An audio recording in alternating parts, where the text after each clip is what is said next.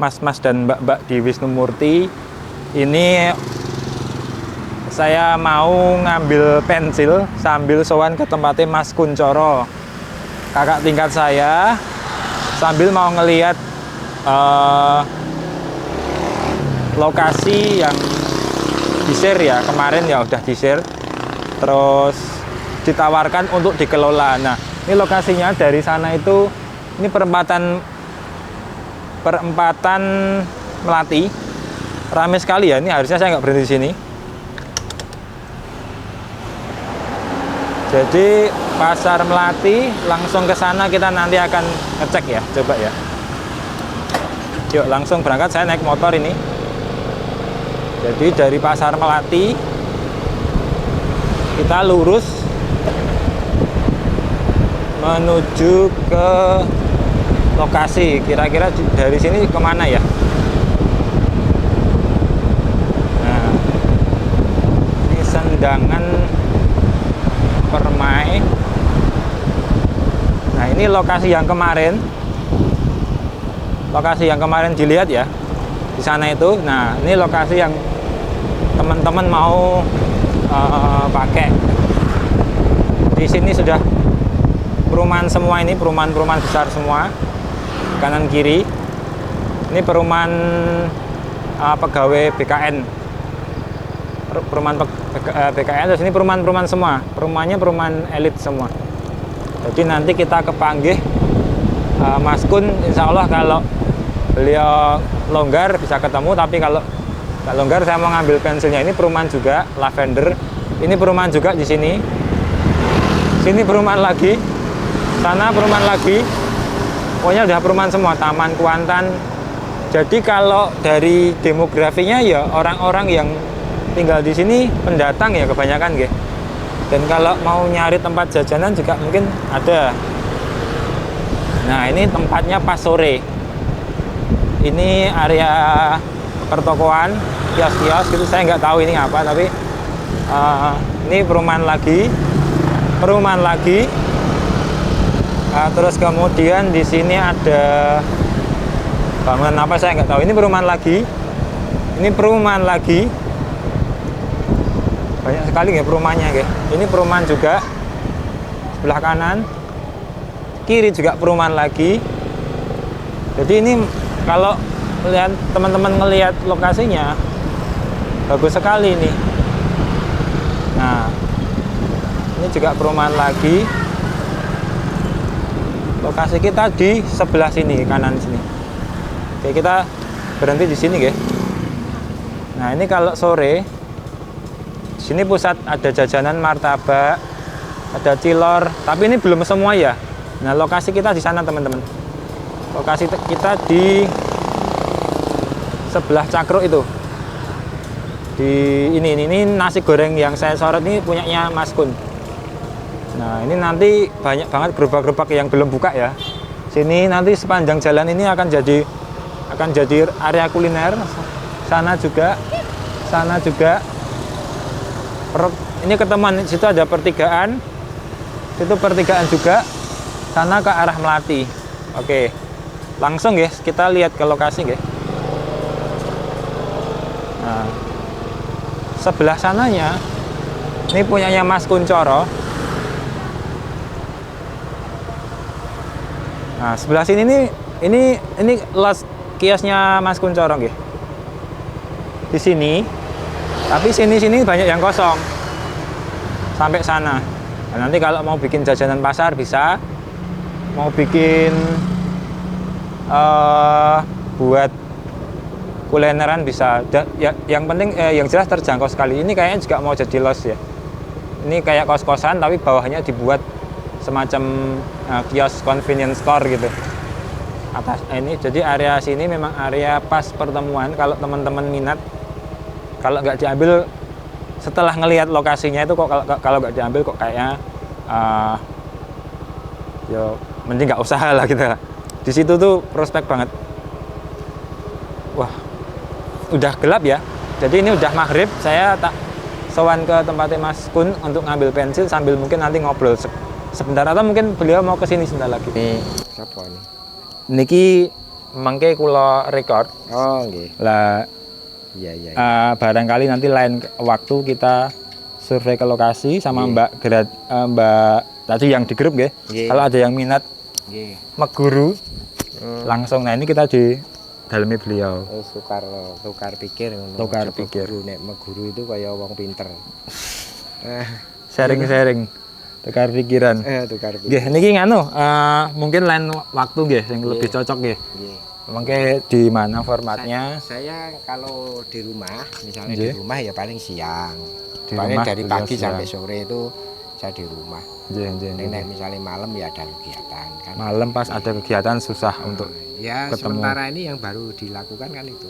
Oh, nggih, nggih, nggih. Nek di nasi sing ngurusi sinten nggih? Ya ada kopinya juga ada. Ada chefnya, Tapi nek ada misalnya manajemennya. Nganu kan saya ikut di situ nanti.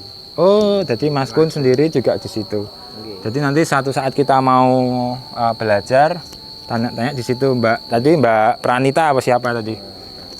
Pradita, Mbak Pradita. Oke, sementara gitu Mas Kun. Nggih, nggih. Yang pamit. Nggih, monggo.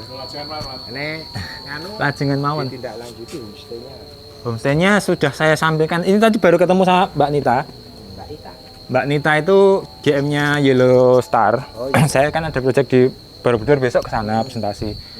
Terus rencana yaitu homestay itu nanti kita sudah saya sampaikan bahwa ada beberapa situs sejarah di lokasi. Jadi kalau mau ngejual Iya. bisa dari brand image-nya itu, branding budaya gitu loh. Iya.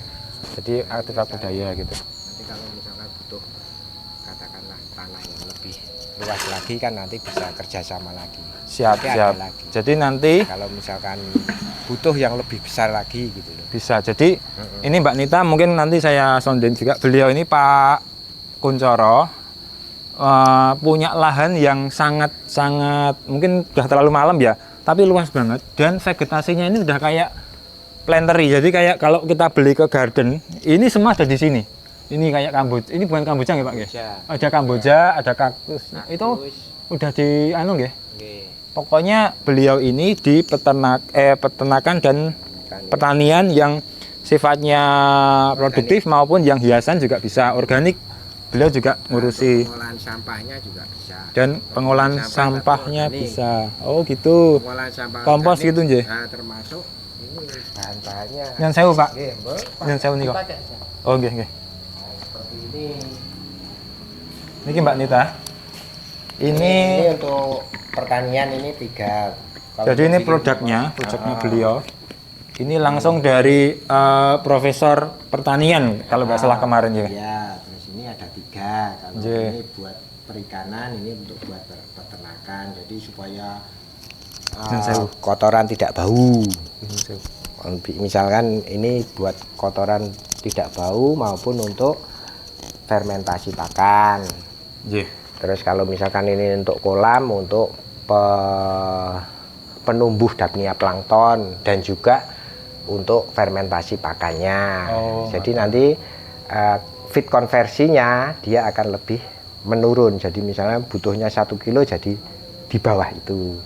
Kalau ini untuk hormon bunga dan buah, ini untuk pertumbuhan akar batang daun, kalau ini tuh untuk komposter.